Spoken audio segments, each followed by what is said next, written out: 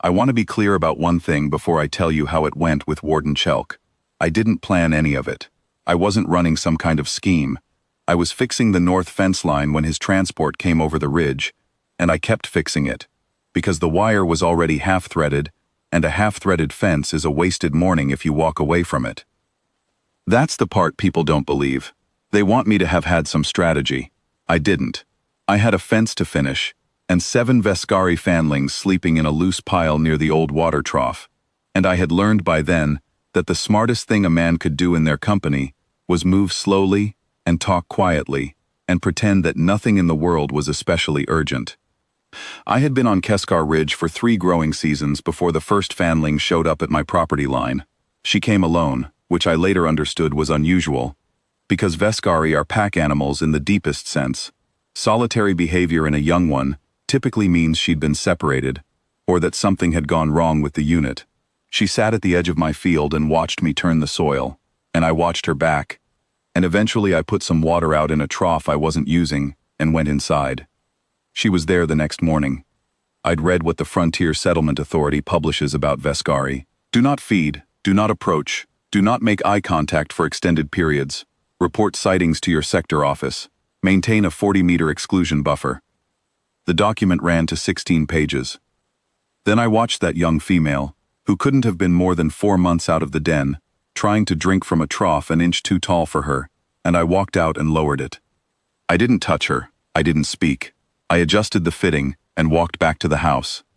By the end of that week there were 3 of them. By the end of the month, 7. I won't pretend I wasn't nervous at the start. Vescari adults can bring down a ridge elk in under a minute, and the fanlings grow fast. The largest of my 7, the male I called Grit because of the gravel-gray ruff around his shoulders, was already pushing waist height by the 2nd season. But I had learned something about them that the authority's 16-page document did not mention, and it was this. They were watching me the whole time, just as I was watching them, and whatever they were measuring, I must have passed, because they never tested me the way they tested strangers. Strangers, they circled. Strangers, they made uneasy. A supply runner from Sector 14 refused to deliver past my gate for 4 months, until I started meeting him at the road. Me, they followed. Not close, not clingy, but present. If I was in the north field, they were at the north field's edge. If I was at the press shed, 1 or 2 were outside the door. They didn't ask anything except the water and the occasional dried protein block I put out evenings. They weren't pets. They remained precisely what they were. Apex pack predators of the Keskar Highland, operating within their own logic. I just happened to be a fixed point they had decided, for reasons of their own, to include in their calculations. That was the situation when Chelk's transport came over the ridge. I had been expecting something. The authority had sent 3 notices in the past 6 months. The settlement buffer had been reclassified. Keskar Ridge was now designated sensitive predator habitat, and homesteaders within the new boundary were being relocated to the lowland settlement blocks. 2 of my neighbors had already gone. I had filed 2 appeals and lost both. I knew a removal officer was coming. I just hadn't expected him to bring enforcement officers, plural, with full field equipment. Chelk was a compact man, officious, the kind of official who wears his uniform as a form of argument. He had a data slate under his arm, and 2 enforcement officers behind him, carrying long-range deterrent rods that would have been appropriate if they were dealing with an adult Vescari pack, not a single farmer fixing fence wire.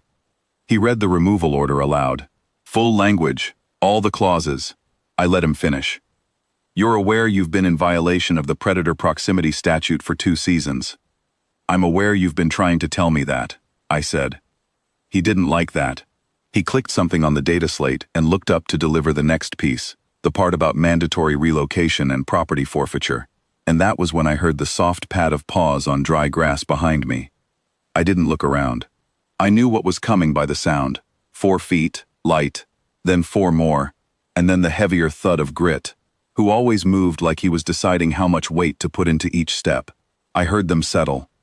I said, quietly, not to Chelk, just into the general air, stay close. And they did. I heard one of the enforcement officers make a sound that wasn't quite a word.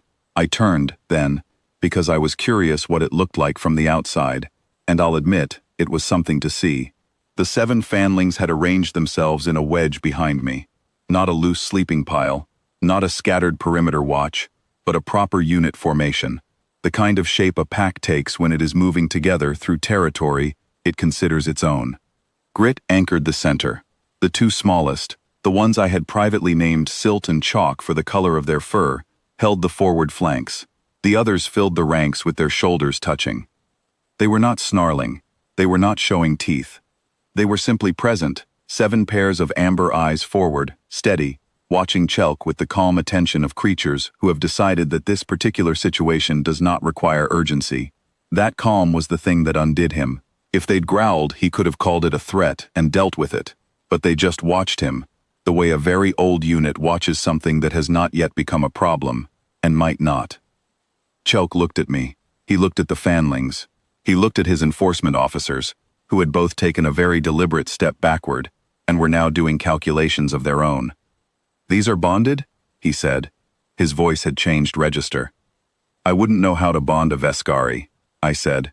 "I just fixed their water trough." He looked at the data slate like it might offer him something useful. It didn't. The statute he had come to enforce covered human predator exclusion zones, not predator pack territorial bond law, which is a separate section of the Frontier Code entirely, and runs to considerably more than 16 pages. The short version of that separate section, as I understood it, was that a Veskari pack's voluntary territorial anchor, meaning the fixed point the pack had chosen to organize around, carried habitat protection standing equivalent to a den site. I am not a lawyer, but Chelk evidently was not either, or at least not the right kind. He stood in my north field for a long moment. Grit's tail moved once, slow, the way it did when he was paying attention to something that hadn't made up its mind yet. "There will need to be a formal review," Chelk said. "That sounds reasonable," I said. He looked at me. He looked at the 7 fanlings in their wedge. He made a note on his data slate that I suspected was going to cause someone in the Sector 14 office a significant administrative headache. "You understand this doesn't constitute a rescission." "I understand," I said. He left. His 2 enforcement officers left faster, which I noted but did not mention. I stood in the north field for a moment and then crouched down, because Silt and Chalk had broken formation and were pushing their narrow muzzles against my hands, the way they did when they wanted the dried protein blocks and weren't willing to wait for evening. Grit sat where he was, still watching the place where the transport had been, unhurried. I gave Silt and Chalk a block each.